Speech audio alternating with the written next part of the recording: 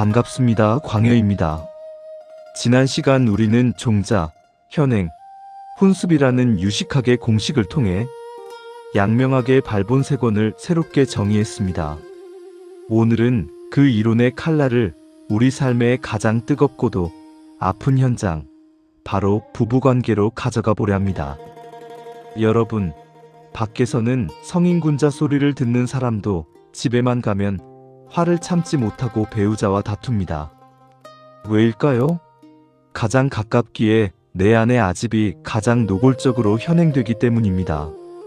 오늘 이 강론을 통해 수십 년 묵은 부부 갈등의 종자를 어떻게 발본하고 세권할 것인지 그 정밀한 해법을 공개하겠습니다.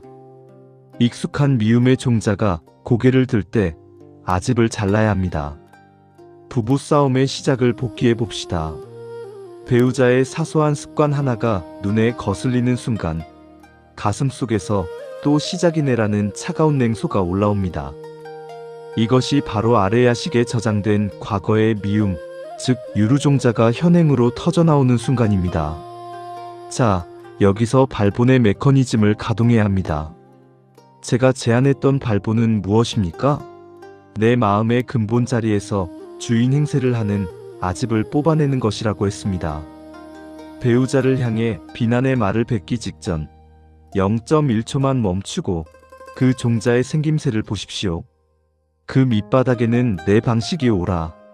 나는 피해자야. 당신은 나를 대접해야 해라는 제칠 말라식의 아집이 뿌리 깊게 박혀 있습니다. 종자가 현행되는 그 찰나에 이 미움은 나의 본질이 아니라 내 고정관념이 지어낸 망상이다라고 비추어 보십시오. 아집이라는 접착제가 떨어져 나가는 순간 미움의 종자는 힘을 잃고 현행되지 못합니다. 이것이 관계의 근본을 정화하는 발본의 힘입니다. 상처를 주는 행위가 다시 나쁜 습기로 남지 않게 막아야 합니다. 싸움보다 더 무서운 것은 싸움 뒤에 남는 혼습입니다. 서로에게 독서를 내뱉거나 차가운 침묵으로 일관하는 행위는 그 즉시 내 안으로 다시 스며들어 미래에 더 큰 불행을 만드는 씨앗이 됩니다. 이것이 현행 혼종자의 무서운 순환입니다. 여기서 우리는 세 권의 빗장을 걸어야 합니다. 감정이 격해졌을 때 경이라는 파수꾼을 소환하십시오. 지금 내가 내뱉는 이 한마디가 내일의 나를 더 괴로운 남편, 더 불행한 아내로 만드는 씨앗이 된다는 사실을 직시하는 것입니다. 밖에서 들어오는 상대의 비난을 막는 것이 세 권이 아닙니다. 상대의 비난에 반응하여 내가 내뱉는 오염된 작용이 다시 내 안으로 스며들어 내 근원을 더럽히지 못하게 그 길목을 차단하는 것입니다. 내가 침묵을 지키거나 부드러운 말을 선택하는 것은 상대를 위해서가 아니라 내 마음의 근원을 맑게 유지하기 위한 처절한 세 권의 노력입니다.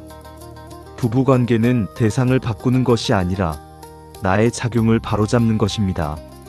학계의 통설을 따르는 이들은 부부 상담을 하며 서로 이해하라, 배려하라는 도덕적 훈계만 늘어놓습니다. 하지만 그것은 마음 밖에 있는 물이라는 대상을 바꾸려는 헛수고에 가깝습니다. 유식학적으로 보면 배우자는 내 마음이 비춰낸 상분일 뿐입니다. 진짜 공부는 그 상분을 대하는 나의 작용에 있습니다. 사상 마련이란 바로 배우자와 마주한 그 사건 위에서 내 아집을 연마하는 것입니다. 종자가 나올 때 아집을 자르고 행위가 안으로 스며들 때 길목을 막는 이 과학적 실천만이 수십 년 묵은 관계의 악순환을 끊어낼 수 있습니다. 누가 뭐라 해도 이 정밀한 회로의 통제가 없는 배려와 이해는 모래 위에 쌓은 성과 같습니다. 사랑하는 독자 여러분, 부부관계는 가장 어려운 수행처이자 가장 귀한 실험실입니다. 오늘 배우자를 마주할 때 두 가지만 기억하십시오. 첫째, 안에서 올라오는 아집의 싹을 자르십시오. 둘째, 지금 나의 반응이 미래의 나를 오염시키지 않게 길을 막으십시오. 이것이 지행합일의 시작입니다. 다음 시간에는 이 논리를 확장하여 우리 사회를 멍들게 하는 사회적 갈등과 집단적 아집을 어떻게 발본색원할 것인지 다루어 보겠습니다. 지금까지 광해였습니다.